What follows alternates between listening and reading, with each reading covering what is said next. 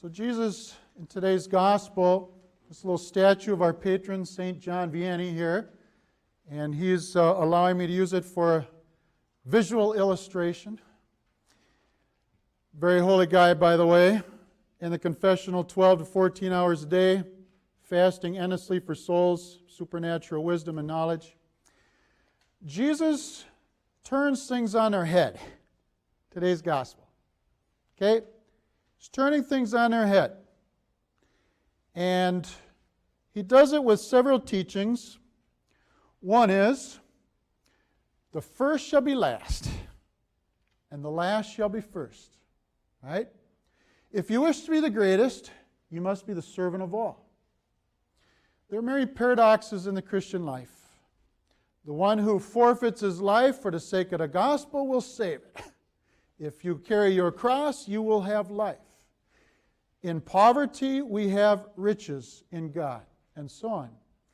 And so in a way, there's many paradoxes in the spiritual life. Now in our gospel also, Jesus took a little child. And I mentioned at the beginning of Mass, in a way he inaugurates the little way.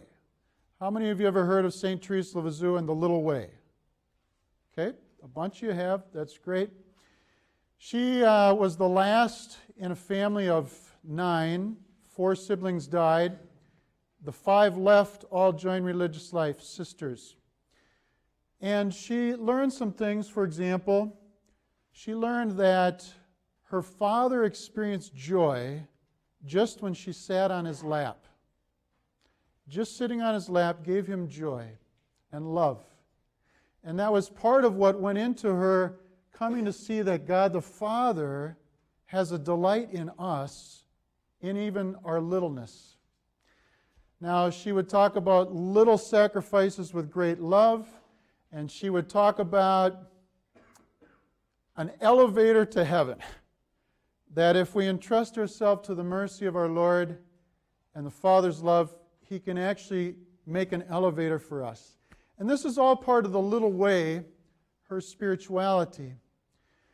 But there's somebody else who really maybe began the little way after Jesus in Teresa's life, and that's her parents.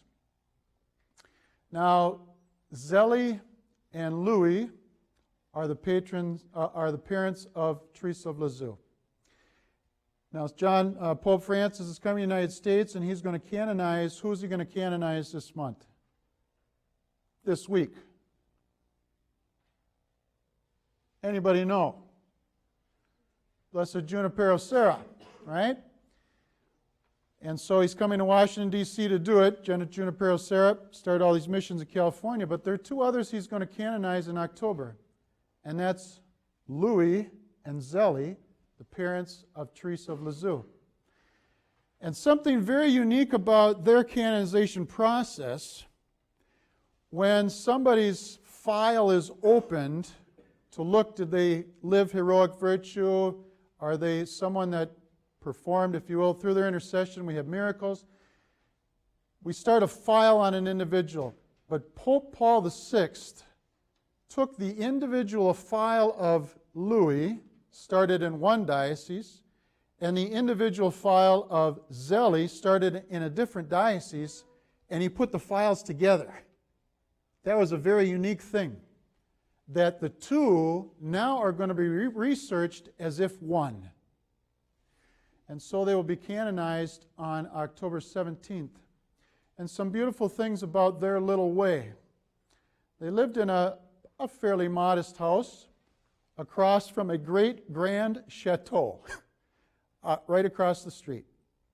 And who in that great grand chateau would have known such holiness existed in the house in front of them?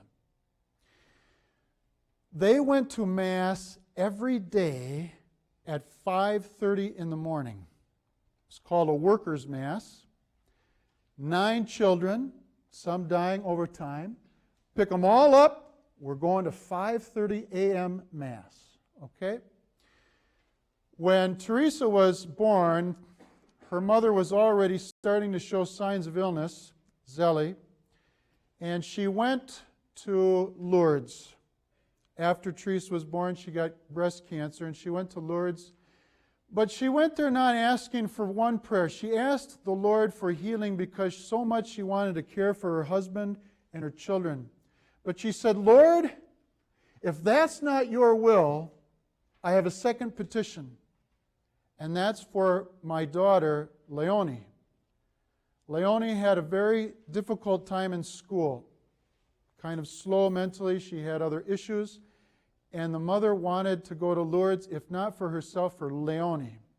Well, Leonie would go on to live religious life for 42 years in the Visitation Sisters. In January of this year, her file was open for canonization process. Leonie. A beautiful family, in a way, who lived the spirituality of the gospel. They knew the paradoxes of Christianity. If we choose for our Lord that He would be our treasure, then we will obtain all. But as in our second reading, if we covet and envy, we end up with nothing. If we pursue our own selfish interests, we end up isolated. But if we give our lives away, we get the fullness of joy. All right, Jesus turns life on its head. And He invites us, looking at a little child, He says, this is my kingdom. If you become like a little child, then you will be welcomed. So now let's take a moment, turn towards the Lord and say, Lord, show me your wisdom. What needs to be turned over in my life?